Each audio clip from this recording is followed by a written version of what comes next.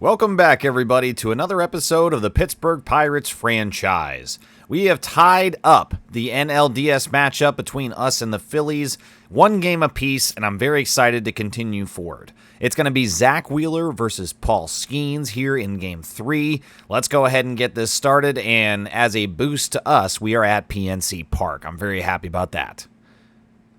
I've also altered the lineup one more time. I keep talking about this now. I've put Luis Arraez back in the leadoff position. I've got O'Neill Cruz batting second. He's averaging .350. I've got Brian Reynolds averaging .381 in the 3 spot for us. And then Joey Bart following up in cleanup. He's averaging .250, but he's pulled in 4 RBIs, so that's been pretty helpful. Jack Sawinski is averaging .353, incredibly. 2 home runs, 7 RBIs. He's going to be in the 5 spot.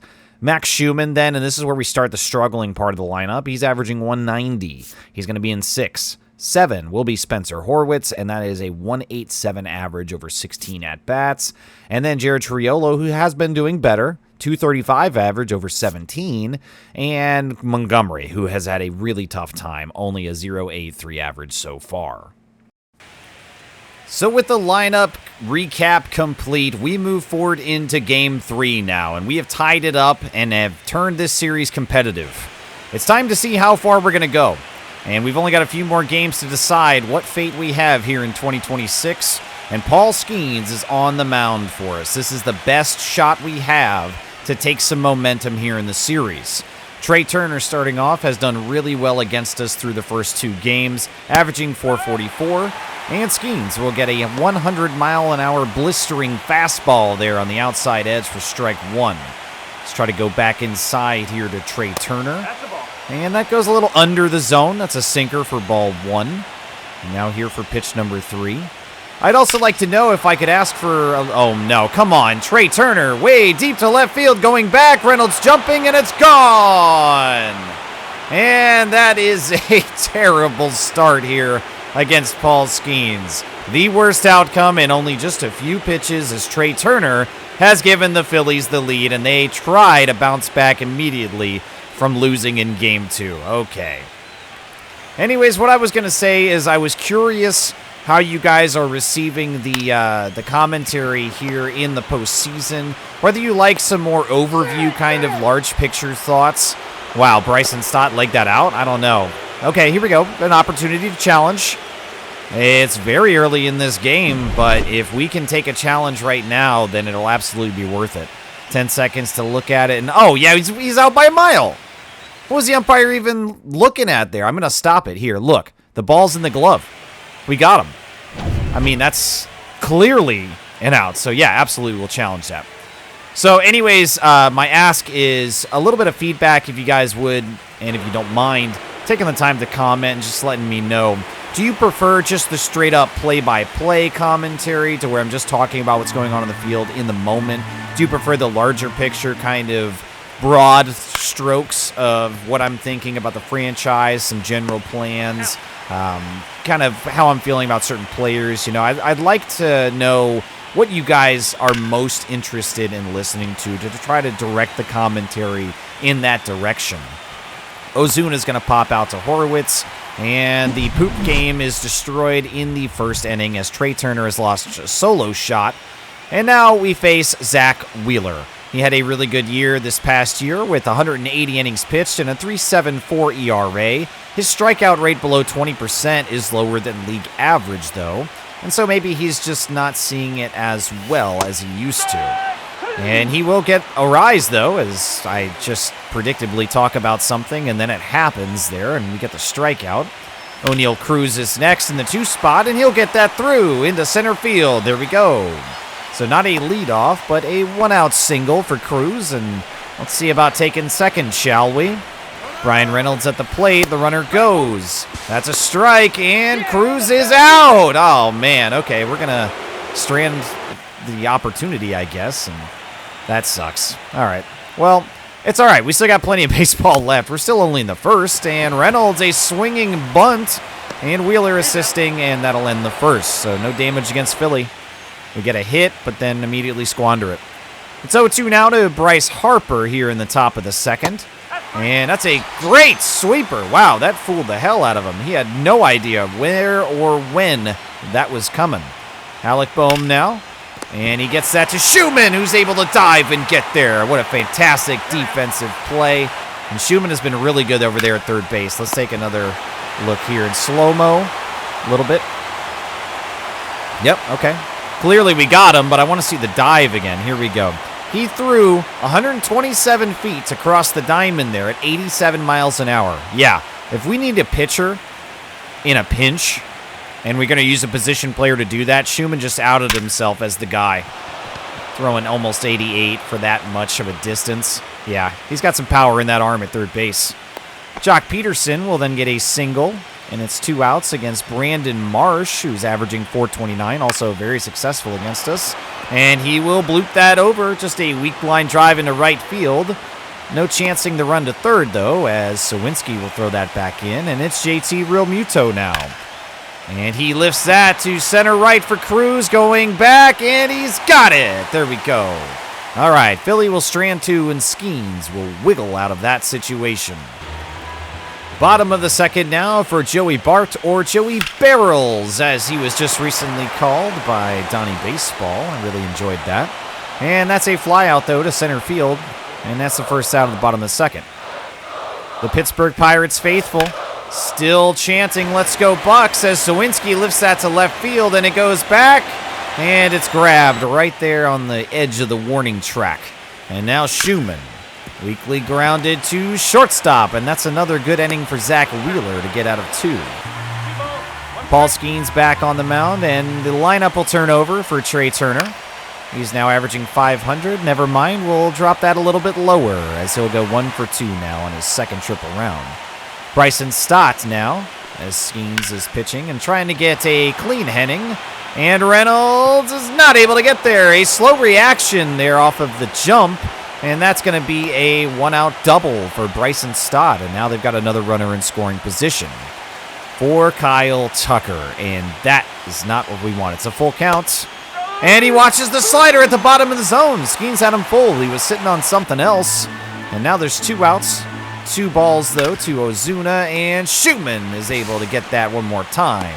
Throw it over there and strand another base runner. And Skeens is through another inning. Bottom of the third now, and I'd like to get something going against Philadelphia here sooner rather than later. Spencer Horwitz is going to come through with my request. There we go. Very deep to right field, 388. And that's the first postseason home run that we've hit with him. That's fantastic. Spencer Horwitz coming through to tie this game up and give us more life here in Game 3. And we've got a brand new ball game, as we are now back to square one with both teams on the board. Let's go Bucks. The fans are charged up now after that, and who wouldn't be? And Triolo, Weekly, no, it can't quite get into center field, and they're going to play that at first. 1 out now in the bottom of the third. 2-2 against Colson Montgomery, and I would really, really like to see him turn it around, but he gets turned around instead on the strikeout swing and miss whiff. Lineup turns over. Luis Arise. And that's Weekly dribbled over to second base, and that's another inning down. But we've tied the game. There we go. We got something cooking at least to where we're showing competitiveness. And ultimately, I think even if we lose this series and the playoff race stops here for us, I think that I can come away happy here with year 2. We had a good year. We made some really good moves. I feel like we're going to draft pretty well to where we see those guys next year. And there's some exciting stuff still going on here in the Pirates franchise. We are still at the beginning of this rebuild, I think. And the question of, wow, we got the called strike there.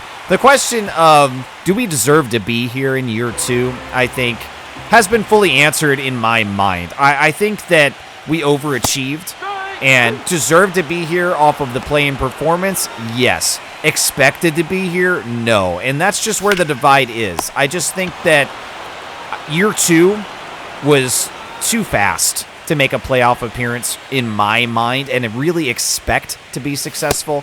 Now, if we do go further and we end up beating the Phillies and we push and challenge further up and, this just keeps going, I'm going to ride this roller coaster as far as we can. Don't get me wrong. I'm not saying that I'm unhappy in any way about the level of success that we have just to get here into Game 3 and push a series, tied to this point now. And Philly's a very good team. But what I mean is just that we've exceeded my expectations. So no matter what happens from here on out, I am still going to be happy and thankful that these boys have gotten us here. And I think that that's fair to say, right? Anything else that we do is just more icing on the cake, the cherry on top, however you want to phrase that. It's just that little bit extra. And I'd like to, see as much as we can, but I'm not expecting to. Sawinski there is a bloop into shallow center field, and that's a leadoff single here in the bottom of the 5th now, as I've talked over a little bit of the action. And Schumann lifts that. That's good contact. It goes high into left field, but he's under it. And that will be a non-productive flyout into left. All right, it's 0-2 against Spencer Horwitz. He's back to the plate. Here we go. He gets contact to left field, and no, they run in and they will snag that. And one shot left. It's going to be Jared Triolo. And that hits. Nope, that goes right to short, and we'll strand another base runner. We have been pretty active, though, as far as getting men on base and trying to get Wheeler out of the game as early as possible. And that is a swinging bunt mistake from Bryson Stott. Skeens will grab that shortly off of the mound. And Kyle Tucker comes back to the plate. Always got to be very careful against him. You pitch him well inside, and he grounds it out to Horwitz at first. There we go. That's really nice. And Marcell Ozuna now. Pitch number 70 from Skeens on the 0-2 to Ozuna, as he's been making a pretty good pace here going into the top of the 6th. And that's out number 3. There we go.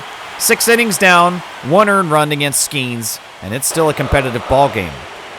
Colson Montgomery here in the 9 spot, leading off in the bottom of the 6th, and that's weakly lifted into center field for a pop-out to lead off the inning. Lineup turns over now for Luis Arraez. He's 0 for 2 today, and he watches that. It's a ball inside. I almost called that a strike just by mistake, just knowing our luck, It's a ball inside, though. It's 1-0. Zach Wheeler being very efficient with 54 pitches so far. And Luis Arraez! There we go! Right field, and it's off the foul pole! My voice is cracking because I get so excited. Second home run of the postseason. Power from the man who's known to lack it. There we go, and that's a go-ahead home run as we now lead this game 2-1. Luis Arraez coming through in a very big way. And I want to take a look at it. Through almost 4,000 career at-bats, he's only had 50 home runs. That's how rare that is. But Luis Arraez has done it. We've got the lead now in the bottom of the 6th, and that's very exciting. O'Neal Cruz next. Perfect shot. Laser beam. And it goes past him on the dive. There we go. O'Neal Cruz is going to round second. Give him the turn and burn. There we go. A one-out triple from Cruz. And suddenly, Pittsburgh has the momentum here in Game 3. Cruz is telling us to settle down a little bit. Let me rein this back in and try to get my voice back. Brian Reynolds at the plate with another run 90 feet away. Yeah, Cruz is going to come home on that, and that's a sacrifice. And that's totally worth it, though. Brian Reynolds does his job. 3-1, and the Phillies call in Tanner Banks to take over. That's an excellent inning for us right there. Probably our best of the postseason as far as getting that clutch moment. I mean, the walk-off, of course, actually, now that I secondarily think about it, just a little bit of more thought, and I would have had it there. But, yeah, the walk-off was definitely the best. But that's an amazing turn of events there. And Joey Bart will get that through down the third base line, and they bobble it there. Probably could have taken 2, but you never know that they're going to do that until it happens. So we'll just be content with a 2-out single there. And now Sawinski steps back to the plate. And that's weakly grounded over to first base, and we'll strand another base runner. But we enter the final frames here, and we've got a 3-1 victory looming if Paul Skeens and the rest of the team can hold on. Misses inside, 101. That thing is still blistering. And the energy level for Skeens is still green, still looking good. Misses away on the sinker, though. Bryce Harper, I'm trying to be very careful where we pitch him as well. It's 2-0. Misses. 100 miles an hour low and in. And we got to take just a second to talk to him. Look, I know the energy looks good right now. The confidence is all right. 73 pitches entering the 7th. it's not a level of exhaustion here. It's maybe just nerves, as we are potentially about to take the lead in the series if this game goes to its end and its conclusion. And there we go. Harper with a line drive out directly to Spencer Horwitz. And Skeens bounces back. Now it's Alec Bohm, 0-1. And that's a grounder to Triolo. He fields it cleanly. And that's out number 2. There we go. 2 quick outs now after the mound visit to Skeens, and that might have been what he needed just to get a moment of composure. Jock Peterson swings and misses on the sweeper, and that's 7 down. There we go. Try to do some more damage now as the Phillies will call in Matt Moore. He's pitched 2 innings so far, and we've not scored against him yet. 6, 7, 8 due up in the bottom of the 7th. Schumann swinging and missing at the top of the zone, and that's out number 1. Really exciting now to here be entering the final innings of the game with a 2-run lead. That's a really good turn of events for us, and really happy about that, because I'm talking about, not expecting us to do that well, and if it ends here, it's not quite defeatism, as Spencer Horwitz will take a walk here in the bottom of the 7th with 1 out. It's not defeatism or trying to be negative per se. I feel like the reality of what the expectations should be are not matching what we're able to do right now. We're doing something really special to this point in time, as we made the postseason without really expecting to. Wow, another pitcher from Philadelphia. And this is just really working well for us now, because I talked about the weaknesses of the bullpen and how we could possibly get to these guys in a big way if the middle relievers do not perform well. It's the lowest rated part of the rotation and the bullpen. They've got great starters, they've got great closers, but these middle relievers are where their weaknesses lie as far as the pitching goes. Luis Arise, a bloop, center field, and no, that will be caught, and that's 2 more base runners stranded. We might set the record for that number in this game. I'm going to leave Skeens out there. I know he's tired. A 2-run lead is not as high as I would feel comfortable with. I'm certainly not comfortable right now, but Skeens is our ace.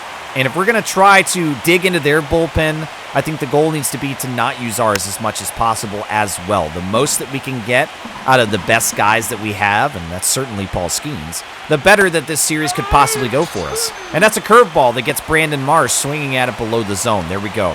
Strikeout number 6. 85 pitches as it's 0-2 against Real Muto. Skeens delivers.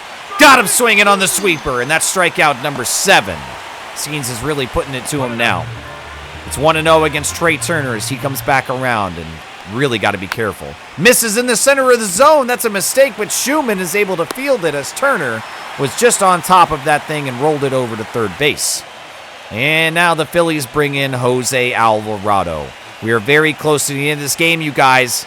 There's not much baseball left. Bottom of the 8th, 1-2 against O'Neal Cruz.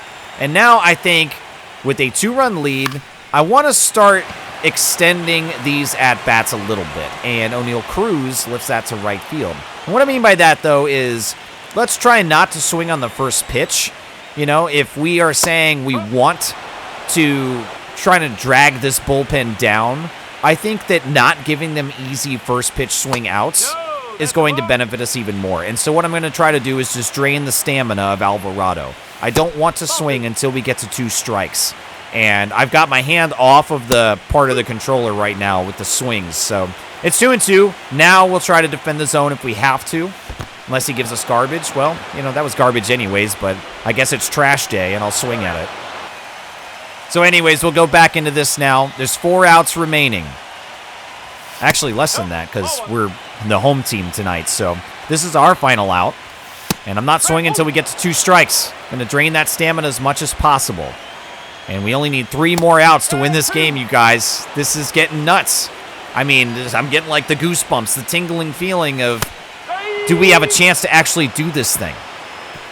We'll have to prove it. We'll have to earn it. And we'll have to start right here with Colin Holderman, trying to close out Game 3 with a 2-run lead. This is amazing. It's 2-2 against Bryson Stott. Misses away on the cutter. Very close. Couldn't get him to go after it, though, and the count's full. Here we go. That's hit into center field, and Philadelphia is not quite done yet. A leadoff single from Stott, and now Tucker back to the plate. Could not hold back, or maybe a swing and miss, I'm not sure, but that's strike 1. And that's weakly hit into right field, and Sawinki Sawinski is going to play it as there's now 2 men on for Philly. And they're going to bring in Johan Rojas to pinch run for somebody. Great. 2 men on, nobody out, a 2-run lead, protecting by Colin Holderman. This is really stressful now. It's 0-1. 0-2 as Ozuna fouls off 2 away. Come on, Holderman. You've been so good. Reliever of the year, closer of the year. Although he technically wasn't a closer, he's a reliever. Then that's lifted well. Ozuna to left field. Reynolds going back to grab it. He's got it. They chance to run over to third base. Reynolds not able to get him with the cannon this time. And there are runners on the corners. Still could get a double play, though. Bryce Harper's at the plate. Holderman needs to clamp down. Misses barely above the zone on that cutter. The fans do not like that call. We get the sinker in there. He lets us have that one, and we've evened it up 1-1. And that's hit weakly, and it's just barely foul. That could have been 1, but not 2. Let's see what we get instead. There we go! Horwitz, no! No, it goes into left field! Oh my gosh! That was the double play we needed! That was it! And there goes my voice as well. Oh, man! That was it, you guys. That was the double play ball. The throw to second is rushed. It goes well over, and there's just no chance to get it. No chance whatsoever. And that is a killer mistake in a critical moment. We were about to win this game. And now Alec Boehm steps to the plate. And again, runners on the corners with 1 out. And that's foul. Often, oh man, that's so deflating. I can only imagine what Spencer Horwitz feels right now, but that was the game. Schumann to second. Is this it? It is! The Pirates win again! And we're leading the series now. 2 wins to 1. And suddenly, after the blowout of Game 1 and what felt like no hope, we scratched our way to victory in Game 2. And here we go. Clawing out of disaster, we snatched victory from the jaws of defeat, and it was nearly the other way around. But we lead the series now. And we've got 1 more home game, and we could potentially win this whole thing right now. This is an amazing end to this year, no matter what happens, you guys, as the Dodgers are now primed for the NLCS, and we could possibly challenge if we win in Game 4. But no matter what, we're going to see Game 4 or Game 5. This series has been incredible. I can't wait to see what comes next, and it's going to be Andrew Painter versus Shane Baz in Game 4. Are you guys ready for this? Let me know what you think is going to happen. I can't wait to see it. This has been such a roller coaster. Wow. See you guys soon for the next one.